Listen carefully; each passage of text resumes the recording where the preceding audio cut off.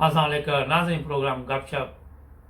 अच्छा, ये हुआ कि जून से पहले पहले जितने भी यूरोपियन लोग यहाँ रहते थे उन्होंने इंग्लैंड से अपने वालिदैन को स्पॉन्सर किया। किसी ने माँ को किया, किसी ने बाप को किया, किसी ने दोनों को किया। और इन लोगों ने जनाब इंग्लैंड वालों ने वीज़े जारी कर दिए और बहुत ज़्यादा तादाद में वीज़े दिए गए। फिर ये लोग यहाँ पे आ गए। उसमें हिंदुस्तान से भी हैं, पाकिस्तान से भी हैं, तुर्की से भी, ईरान से भी, पूरी दुनिया से। कानून एक था सबके लिए कि आप यूरोपियन नेशनल है तो अपने वालिदैन को वहाँ से बुला सकते हैं। अब हुआ ये है कि लोग तो यहाँ आ गए सारे। आपको बेशुमार अब इंग्लैंड में उम्र रसीदा लोग मिलेंगे, नज़र भी आएंगे। यहाँ के जो ज़्यादा अक्सरियत की यूरोप से जो लोग यहाँ आए हुए थे उनके ज़हन में था कि अब ये ब्रिटिश गवर्नमेंट जो है वो हमारे वालिदैन को पालेगी, वालिदैन के अखराजात भी ये उठाएंगे, क्योंकि स्कीम यही थी सब लोगों की। स्कीम बनाने में तो सारे कामयाब है ना इस तरह की।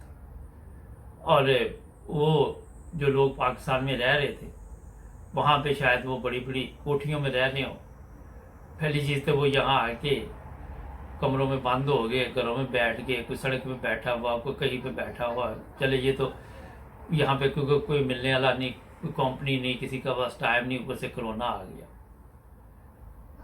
फिर यहाँ मेडिकल की सहूलत फ्री है, NHS आपके इलम में होगा। यूरोप में मेरा ख्याल कहीं भी नहीं फ्री जो यहाँ पे बेहतर हालात है मेडिकल के, फ्री के हिसाब से। जर्मनी भी आपको पे करनी पड़ती है, कोई ना कोई ऐसा सिस्टम करना पड़ता है। हॉलैंड भी है, स्पेन भी, हर जगह पे ही।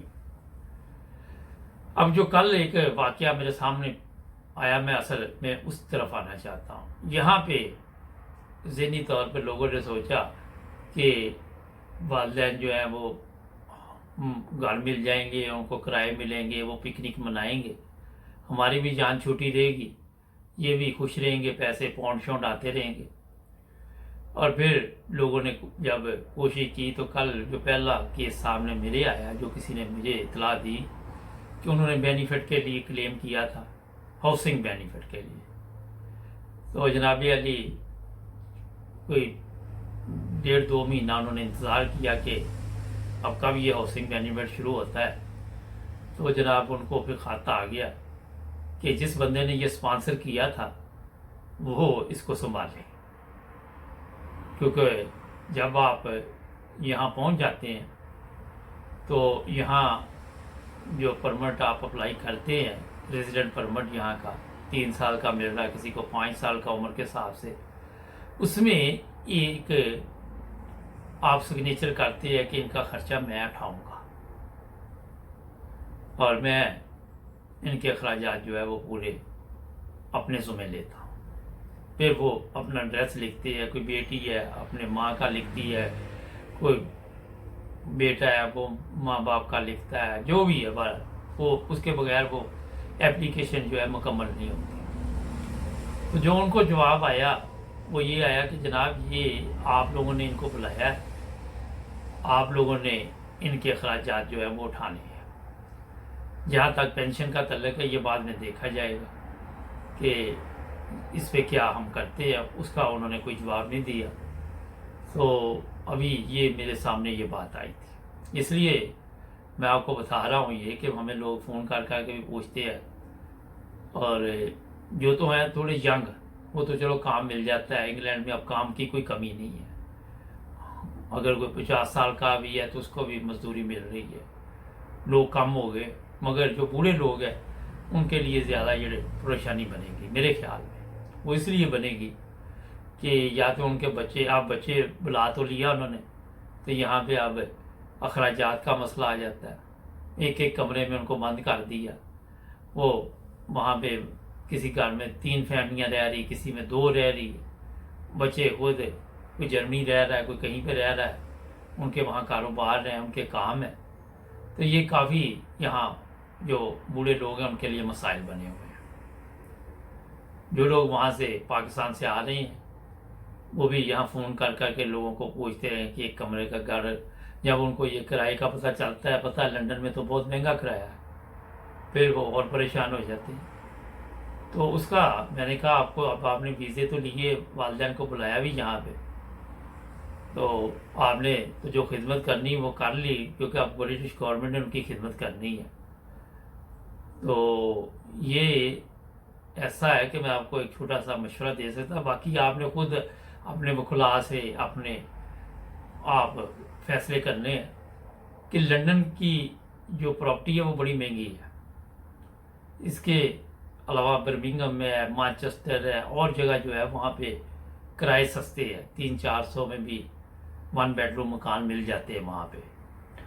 तो बेहतर ये है कि जो लोग अब परेशान हैं कि इनके अखराजात हमारे लिए मुश्किल हो रही है, और बहुत सारे लोग ऐसे ही हैं, मैं आपको सही साफ बात बता देता हूँ।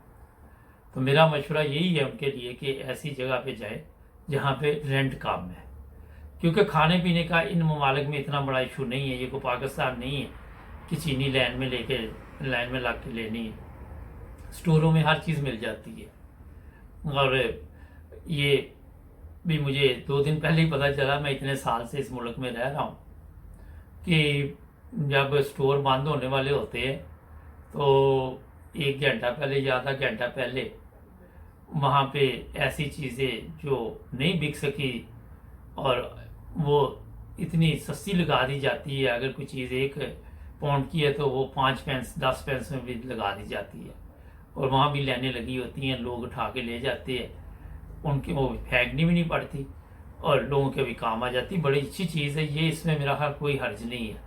इसलिए मैंने आपको ये बता दिया कि यहाँ लोग पूछते हैं कि ये बहुत महंगा है, अखराजात बहुत ज़्यादा हैं, तो उनको दूसरा रास्ता भी बता दिया। ये 9 ब्रदर्स टीवी इंटरनेशनल का मकसद ये है कि आप लोगों के लिए जो भी बेहतर है, आसानी है, और जिस चीज़ पे मेरी नज़र जाती है मैं कोशिश करता हूँ उस पर प्रोग्राम करूँ। तो जनाब ये ज़हन में रखें आप कि लेटर ये जो आने शुरू है, अगर किसी के पास ऐसा है तो वो भी शेयर करे ताकि दूसरों की मदद की जाए। मगर जो मेरे सामने अभी तक केस सामने जो एक शहादत मिली अभी, वो यही है कि उन्होंने वो एप्लीकेशन जो है वो रिजेक्ट की है, और यही लिखा है कि आपने इनकी जिम्मेदारी लेनी, आपने बुलाया है। तो अब ये खुद आपने फैसला करना है कि आगे कैसे चलना है। ये तो एक बात होगी। दूसरी बात ये है कि यहाँ इंग्लैंड में और जर्मनी में कोरोना वायरस और भी यूरोप के ममालिक में बड़ी तेज़ी से फैल रहा है। आपने जिन बुज़ुर्गों को यहाँ बुलाया है, अगर बच्चे बाहर से आते हैं, किसी को कोरोना प्रॉब्लम हो जाती है, तो वो जो आपके बुज़ुर्ग हैं घर में, उनको भी मसला बन सकता है। ये भी थोड़ी सी एहतियात करें। ये मुख्तसर आपको इसलिए मैंने बताया ताकि हालात के मुताबिक आपको आगाह किया जाए। जुड़े रहें 9 ब्रदर्स टीवी इंटरनेशनल के साथ। हमारे चैनल को भी सब्सक्राइब करें। मिलेंगे कल एक नए प्रोग्राम में। अल्लाह हाफ़िज़।